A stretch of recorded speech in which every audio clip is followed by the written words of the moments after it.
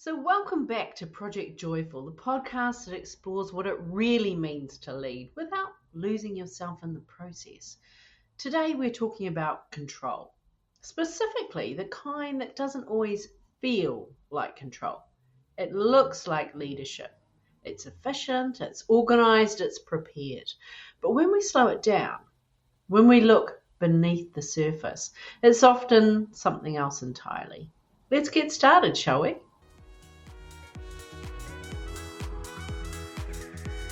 You're the one they turn to, the calm one, the capable one, the one with the answers. And yet, beneath it all, you know there's more available for you. More energy, more clarity, more unshakable presence. Welcome to Project Joyful, the podcast for health-centered leaders. I'm Tracy. Here, we speak to the part of you that knows leadership isn't about doing more. It's about becoming more fully who you are. So let's begin, shall we? It starts small.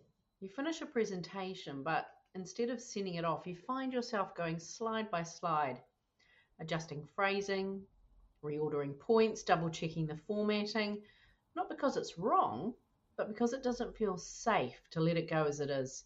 You tell yourself it's faster this way. It's cleaner, it's more efficient. And it is. Until your team stops taking initiative because they know that you're going to redo it anyway. You're accidentally training your team not to think for themselves. And without that space to grow, they'll never become a high-performing team.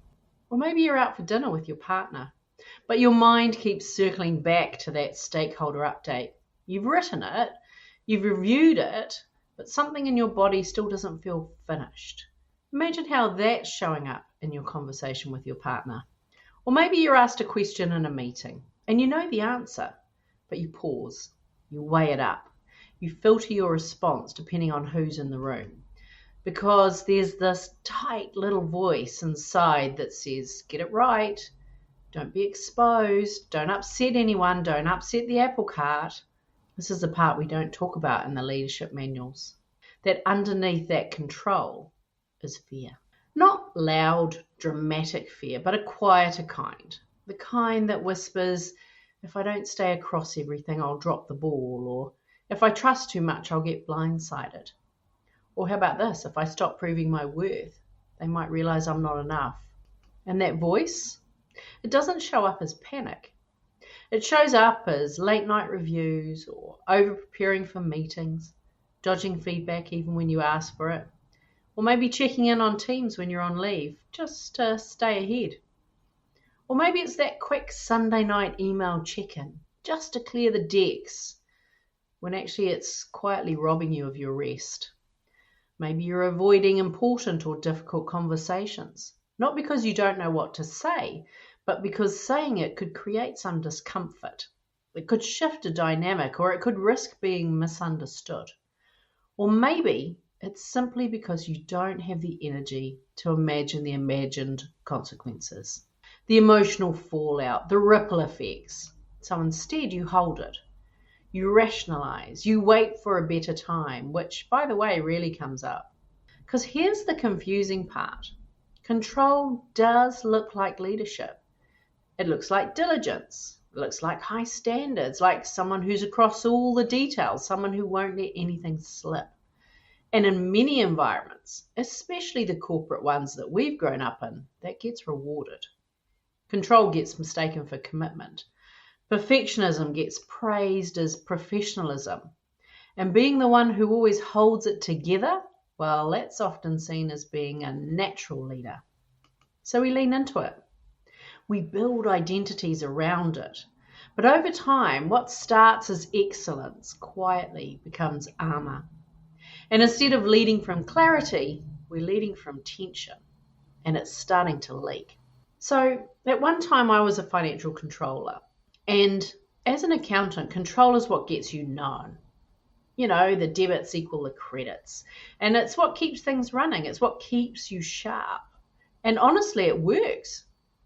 Well, that is until it doesn't. Because when control seeps into how you relate, how you lead, how you are, it stops being a strength and it starts becoming a strain. And here's the deeper truth in all of this. This isn't about needing better time management or stronger boundaries or another productivity hack. This is about identity. Because when your subconscious doesn't feel safe in the position you already hold, when there's a quiet, invisible tension running underneath how you show up, you're not going to relax. You won't release. You won't trust. You'll grip harder. You'll keep proving. You'll lead from vigilance instead of presence. You'll find yourself tailoring what you say depending on who's in the room, dialing things up or down, presenting through a filter, subtly scanning for safety, approval, impact. And while that might feel strategic, it's exhausting. Because the flip side, the version of leadership that's deeply steady and internally resourced, is congruence. And that's what your team and your colleagues are craving. The kind of presence that doesn't shift with the room. The kind that feels steady, clear, unshakable, when nothing's being managed, when nothing's being performed. It's just you, fully there, fully aligned, and fully trusted. This is what I call identity fatigue. It's what happens when your nervous system is constantly scanning for risk, not because you're in danger, but because your subconscious hasn't actually caught up to your reality. You're already the one people rely on. You're already leading, and you're doing it brilliantly.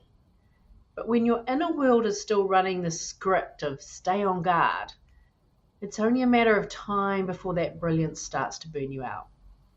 So if you're noticing yourself in any of this, the over-editing, the over-preparing, the over-managing, here's a few things you can start doing right now. First up, notice the patterns, but do this without judging them. Catch the moment you feel the urge to check or fix something that's already done. Pause. Just say to yourself, well, isn't that interesting? And then ask yourself, what am I trying to prevent here? Now remember, you're not wrong. This isn't a right or wrong thing. You're simply gathering data. Next thing you can do, interrupt the habit with breath or movement. These patterns live in your nervous system, not just in your mind. So, for example, a 30-second reset could be where you step away from your desk, you feel your feet, you take a full breath, the one that goes all the way down to the bottom of your lungs. And that breath can shift the energy before it spirals. Here's another thing you could try. And this one's going to be especially difficult for my perfectionists. Practice letting something go untouched. One email, one slide deck, one meeting where you don't take the lead. Just observe what happens. And remember, your leadership doesn't disappear when you step back. It actually refines. And here's the thing with all this, right? I've given you some starters on what you can do, and you can do this work on your own. You can piece it together with the books, the podcasts, reflective journaling, experimenting with different tools, strategies, and techniques, but it often takes longer.